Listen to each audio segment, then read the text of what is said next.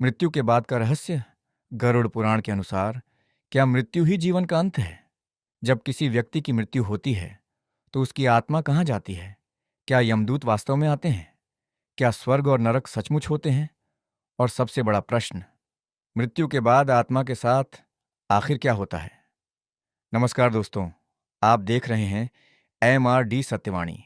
दोस्तों, सनातन धर्म के प्राचीन ग्रंथ गरुड़ पुराण में इन सभी प्रश्नों के बारे में विस्तार से वर्णन मिलता है। आज की इस वीडियो में हम जानेंगे कि गरुड़ पुराण के अनुसार मृत्यु के बाद आत्मा की यात्रा कैसी होती है।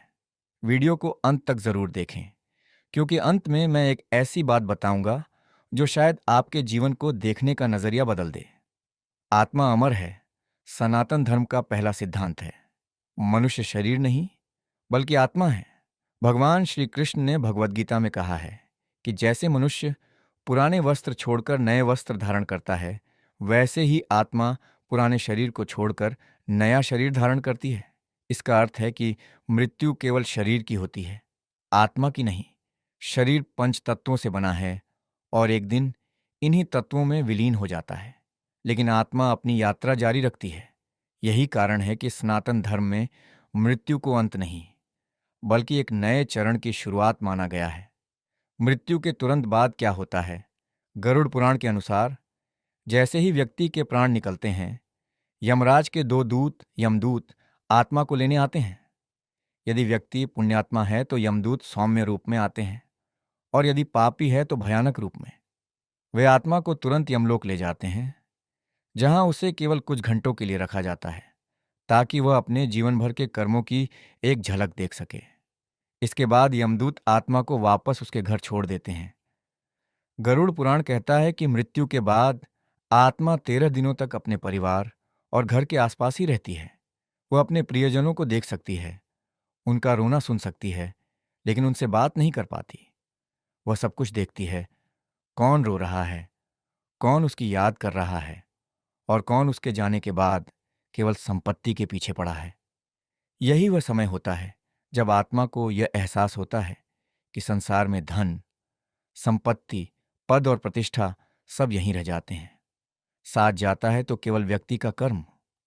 परिवार द्वारा दिए जाने वाले 13 दिनों के पिंडदान से ही आत्मा को आगे की यात्रा के लिए शक्ति मिलती है, और 13वें दिन के बाद आत्मा हमेशा के लिए उस घर को छोड़ देती है।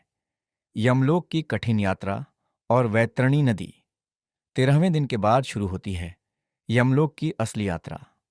गरुड़ पुराण के अनुसार यमलोक की दूरी 86,000 योजन है, जिसे पार करने में आत्मा को लगभग 47 दिन यानी करीब 1 साल का समय लगता है।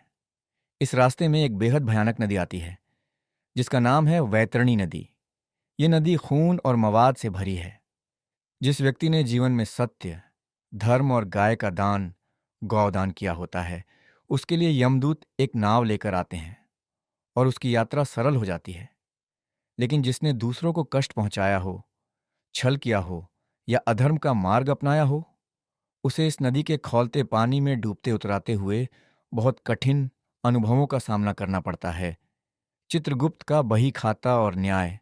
जब आत्मा अंततः यमलोक पहुंचती है तो उसका सामना सबसे पहले यमराज के मुख्य न्याय अधिकारी चित्रगुप्त से होता है। चित्रगुप्त के पास हर मनुष्य के अच्छे और बुरे कर्मों का पूरा बही खाता होता है। उनके सामने कोई झूठ नहीं बोला जा सकता। चित्रगुप्त के फैसले के बाद न्याय के देवता यमराज निष्पक्ष मूल्यांकन करते हैं। यमराज का कार्य बिना वजह दंड देना नहीं, बल्कि व्यक्ति के कर्मों का फल देना है। इसलिए कहा जाता है, जैसा कर्म वैसा फल। स्वर्ग, नरक और 84 लाख योनियाओं। गरुड़ पुराण में कई प्रकार के घोर नरकों का वर्णन मिलता है, जहां अलग अलग पापों की विशिष्ट सजाएं तय हैं।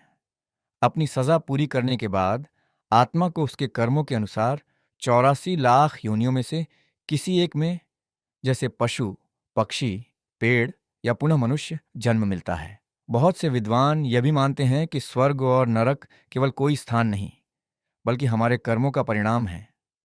जब व्यक्ति अच्छे कर्म करता है तो उसे जो सुख और मानसिक शांति मिलती है वही स्वर्ग है, और बुरे कर्मों की आत्मग्लानि ही नरक है।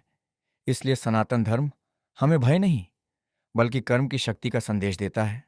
सबसे महत्वपूर्ण सीख दोस्तों, गरुड़ पुराण का उद्देश्य लोगों को डराना नहीं है।